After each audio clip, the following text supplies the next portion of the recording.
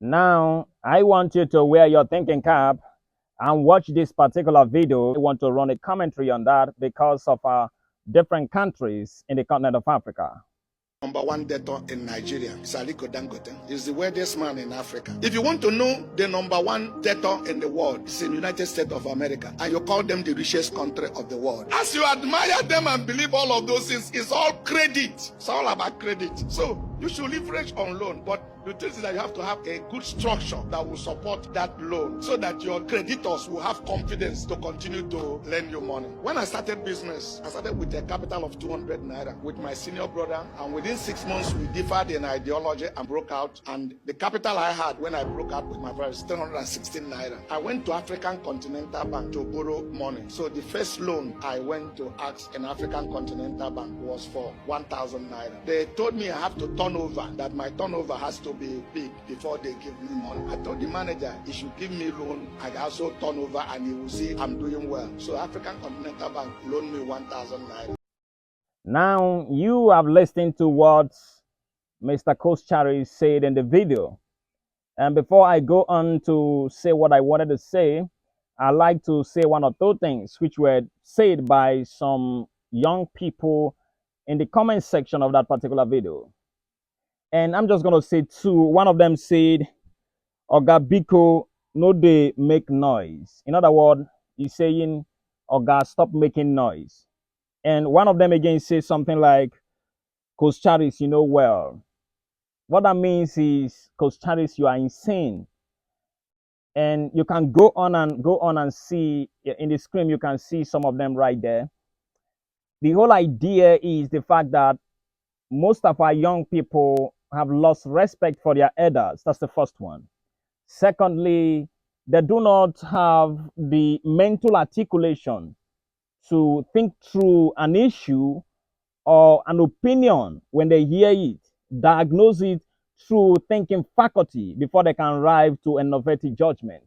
So whatever does not agree with their smallness of thinking, they will instantly, no matter what that is, discard it. So they have disputed all the things that Mr. Koschari has said without them providing any more empirical evidence on what they believe to be truth, if what Mr. Koschari is saying is a lie. Now, I want to diagnose the issue. First thing first is to know that there is no country in this world that you call first world country or a successful country in the world that do not owe debt. 90% or 99% of all the companies in the world make their wealth from debt. And this is something that we are not taught as a people in the continent of Africa. Because since I was born, I've always been hearing my own citizens in the country called Nigeria lament here and there of how the government is mortgaging the future of their kids by borrowing money. That's not a bad thing to borrow money, but it's a bad thing when you use the money in a wrong way. So if you are a thinking young man, you should not be disturbed by how much your country has borrowed, but how do they actually use that particular money in your country? Do they use it to create things that are going to change the society and bring more revenue and profit to be able to finance the debt? If that is the case, if not, why not? Now, before I go on again, I would like to explain something further by giving you some critical analysis and evidence of why it is not only your country, Nigeria or Ghana or Burundi, Rwanda, Congo, Mali, Botswana, Egypt, that is borrowing money. Every country in the world have debts. The problem is that you cannot hear it on the news. And because most of our young people are not trained on how to diagnose issue, when they hear that they want to borrow $1 million or $1 billion, they get furious about it. That's not a problem. Where you should get furious if the government do not use the money the right way. That's the best way to actually look at situation. Now, I want to read this thing out to you. You see, the United States of America, the almighty United States of America, is owing a debt of $35.46 trillion. You know, did you hear the amount of? I did not say billion or million. I said $1 trillion. 35. Then China, the almighty China, which you know, is owing a debt of $11.7 trillion. The almighty China that you know.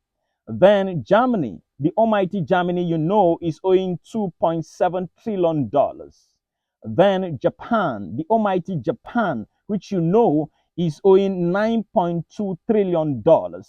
Now, listen very carefully. I did not say $1,000,000 or $1 billion. I said $1 trillion. Now, the final one I'm going to call is India. You hear India, the almighty India is owing $3.4 trillion. But you see, the beautiful thing is that when you come to Nigeria and you want to compare and contrast, the amount of money that my country is owing in debt is nowhere in view to be compared with what these countries are owing, yet they are a first world country. Now, for instance, my country, Nigeria, is owing in debt $91.46 billion. So Nigeria is not owing up to $100 billion. Now, I'm not advising them to go and borrow money. But what I'm saying is, if you are going to borrow the money to invest in the right place, go and borrow the money and invest in the right place. Hence, it's going to make the society thrive in the right direction. Did you see how much the United States of America is owing? So if Nigeria should borrow money, Nigeria may have to spend 1,000 years before they could borrow up to the amount of money that the United States of America is owing in debt. Now, remember, I am not supporting that. But I want to prove these people wrong because you see, Coach Charid made a very clear point. He said that most countries and billionaires that you see, like Dangote, is making his money from debt. And him himself has made billions of dollars. So he stands to speak the truth from his own point of view, not just speaking, but experience. You see what I said? So without us understanding this, there is no way we can actually articulate how a nation is built. So if you are a young person in the continent of Africa, when you hear that your nation is doing something, the first thing you should do is not to blame the government, is not to insult the people in the power, but to first of all do analysis, cooperative analysis, so to speak. Now you choose like 5 best countries in the world. They're called the best countries because they are first world country as they are known. Then you subject whatever your country is doing to what they are doing and know if your country is actually misleading the entire country or they are doing what they ought to do in order to make the nation thrive. Because out of ignorance, we do not know that debt will also help us to get out of poverty in the continent of Africa. That is a fact that you must know. The question is, where is the debt going? Is it going for strategic positioning or strategic position like industrialization? If that is the case, then they should borrow money, invest in those places, give our kids job, let them do jobs, and then we can produce things, then export those things and make revenue and profit and finance the debt. That's how every other nation does their own things. So instead of these young people right here blaming Mr. Koschari, telling him that he's not well, telling him that he's not added anything into their life and whatever, they should first of all ask themselves, what do Koscheris know that they don't know that made him to come on the television or come on the internet to actually give such analysis? He simply knew something you don't know. The first thing you would have done as a young man is to pay attention, to say to yourself, I'm going to do a further research before I'm going to believe on this. That's what I call interrogation. To interrogate people is simply to say, I do not believe in what you say confidently. And then you go to search for something that can be on par with what the person said. If you can't do that, you are not interrogating. You are just a stupid person. You are fooling yourself. And that's the situation of young people in the continent of Africa. And this is why I'm scared to death, because I don't blame them. You see, these young people, I don't blame them. I blame the parents and I blame the academians. They are the reason why we are like this. All through my school, I've never seen any teacher lay more emphasis on critical thinking. All they believe is, have you made A, B, C, D? In other words, when you are approached with a question that perturbs you, you do not have the capacity to independently generate your thinking pattern that could actually subject that to a pure reason to define the subject or whatever the teacher have said on your own to arrive to a novelty judgment which is based on statistics or provable evidences out there. You see, in law, there's something called res ipsa liquito. It's a thing speaks for itself. Coach Charis is a billionaire. Coach Charis is giving analysis. And when you check it, it's speaking for itself. You don't have the money. You are not giving any detailed analysis on how debt is used to make money. You are just insulting. And you see that in the system, there is, like I call it, a head effect or trunk effect. Other people that will be commenting below that video will continue to regurgitate the same nuisance and stupidity and foolishness. None of them is going to come up and take time to explain what is happening there. This is why I said we have graduated a lot of academic derelicts. It is a time to go back and retrain our children, retrain our graduates. That is not education, that's pure indoctrination. If education does not allow you to look at the situation in the right way without insulting people, by explaining your own views and introducing your own independent thinking in a situation, you are not educated. In fact, you are not academically refined. This is the problem we have in the continent of Africa. I've given you example right now, which shows that Mr. Kucharis is 100%, in fact, override. Because if you look at the money we are owing in debt to the money that the United States of America, Japan, Germany, or China or India is owing, it is nowhere closer.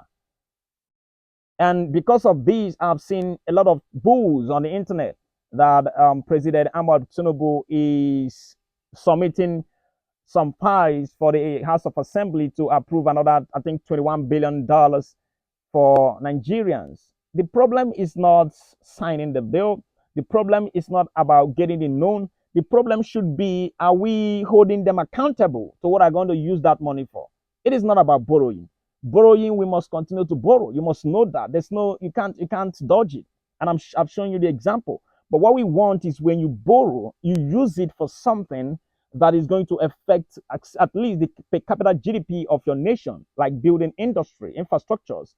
And all of these things is going to create job, help the youths to make the money which you will tax them and take money from that tax to pay and then actually pay for the fund which you have borrowed, the debt. This is how a society is run. Don't think that the America is America because it doesn't borrow money. That's the debt. America, if America should pay this, it's going to take them like a decade to be able to pay off this debt. If this debt should be borrowed by Nigerians, it's going to take us 1,000 years to be able to borrow such colossal amount of money. In fact, no people are going to borrow your country this kind of money. In other words, what I'm saying in effect is start wearing your thinking cap when you see a situation where somebody is trying to explain something that he thinks he knows better than you. I'm not saying you should swallow everything they say. But what I'm saying in effect is whenever you hear them say something, take it, compartmentalize it, use research. There is ChatGPT, there is DeepSync, there is Gemini. If you are lazy, that's the best possible place to go and do your research. Prior to now, we used Google and we are fine. The problem is that most young people today are very, very lazy. They don't do no research. In their littleness of thinking, they think they know everything. And when you ask them, say, I'm a graduate. For that reason, they said maybe their president, they said they are looking for their certificate. In other words, they think in their head that they know better than their president because they have certificate and they are looking for their president's certificate. You are dumb. You see, leadership is not certificate sensitive. I've said this time and time again. Leadership is wisdom and intelligence sensitive. Somebody can come out from primary six and rule better than someone with doctorate degree. It is something that has to do with inner ability to define things and come up with a solution to those things. What leaders do is to mobilize their citizens and use them to accomplish a common goal. You don't need degrees to do that. You just need to understand how the system works. You just need to sit down on your own and study and know how things are being done on the planet Earth. Why I'm pointing out on this, if it is just that Coach Charity is referring to Aliko Dangote, I will not trouble myself. I'll just leave it and leave them, let them say that. But because it has to go into leadership, and it's something that I like to share my views on, so that whenever you hear that your nation is borrowing money, you should ask yourself, for what reason? Have they given us a detailed, concise plan, a blueprint of what the money is going to be used for? If that is the case, then go ahead and borrow it. Let's see how it's going to affect the GDP of the country. That's what you should do. It's not to insult them. I've seen people insult a hell out of President Ahmed Tinubu because he said he wants to borrow money. And so when I'm seated like this, I'm smiling. The reason why I'm smiling, I know they don't know any better. right? Because if they do, they should not be insulting him. They should be demanding accountability for what he's going to use the money for. That's what intelligence does. Intelligence is not when you pack degrees. And I've seen people with doctorate degrees that are still, on this matter. If you see them share their own view, you will cry because they do not have any compelling evidence or compelling argument to represent what they are saying. They are just doing things as a layman in the street, insulting whatever sector that is there to borrow the money. That's not what you should be doing. You should be thinking. So, and I say to young people again is, you see, in the continent of Africa, you must, by all means necessary, if you are a thinking young man, you have to forgive anybody who is above 35 years old. People at that stage rarely change in their attitude. If you think that God has wielded you with the power and the capacity for leadership, what you should do is ask yourself, what is the blueprint I'm going to draw in such a way that when I introduce it, the younger generation behind me would learn from it and not be able to repeat whatever mistakes that the people in my front are repeating. Because I tell them often than now that every single one of us are the same. You think that the people in power are evil, that you are not, or you are given the opportunity to be in that position. You see that your own evil is far more beyond theirs.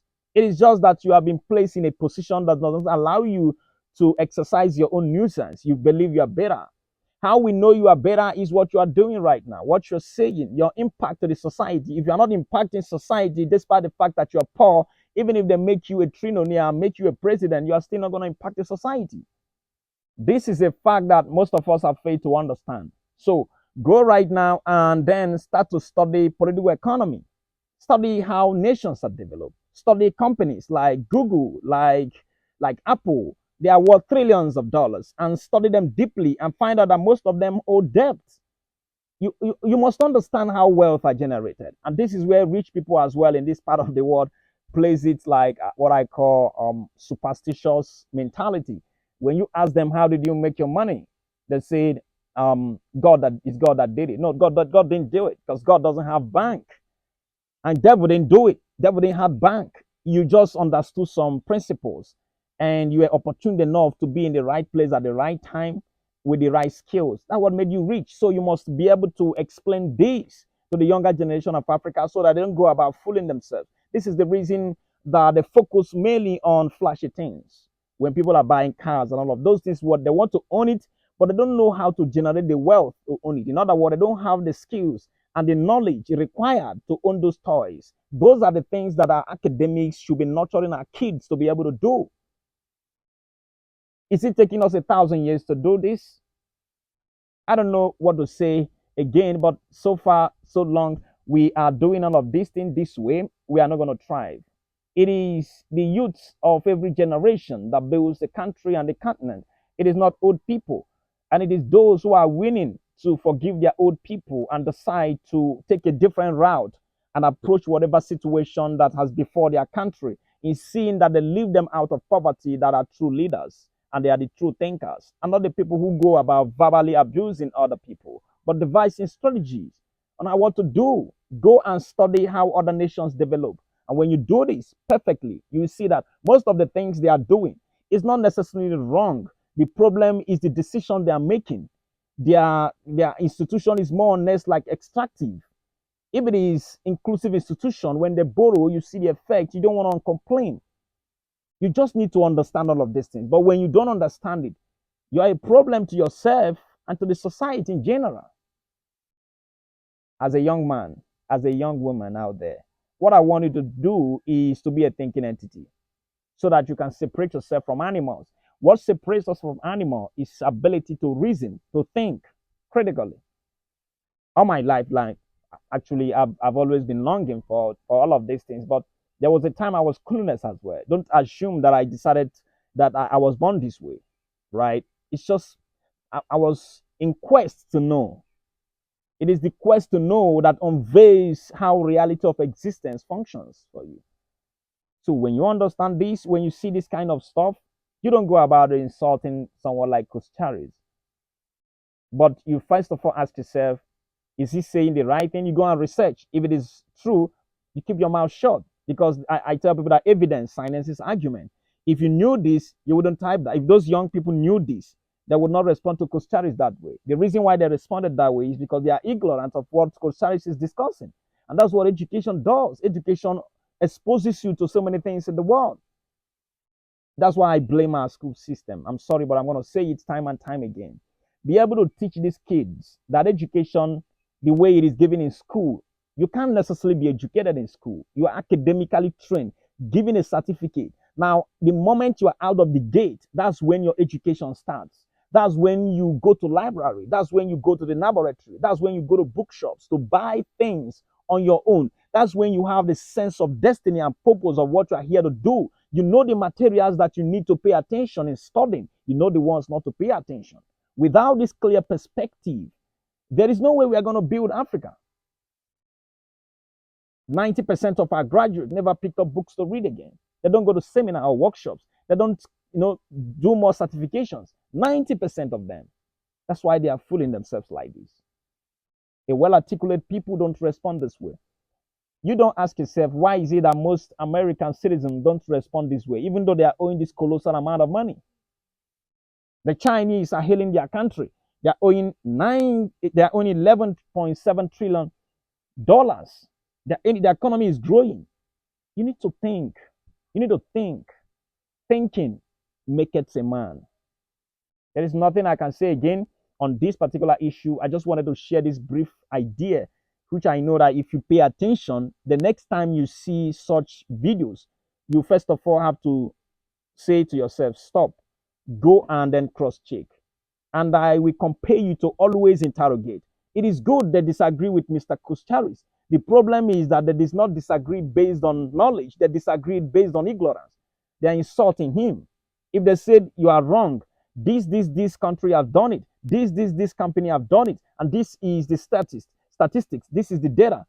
That is a thinking entity right there. You are this. I will applaud you. But without that kind of thinking, what we continue to produce are just empty graduates.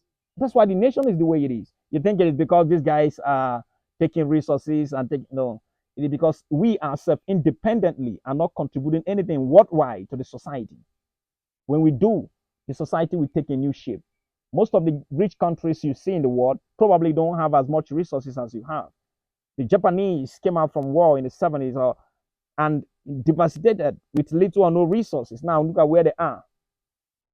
It is initiative of people that did it. You see what I mean? So when you think in this dimension, when you approach a situation, you try to level up based on ideas that shape the world, not necessarily your own thing you have in your head. How many books have you read?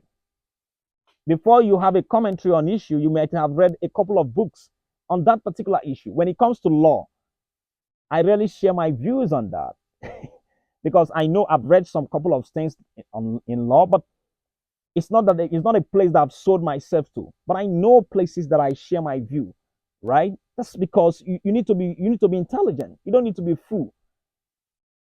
So I don't want to continue to speak on this anyway, but go ahead right now and share this video with your family and friends.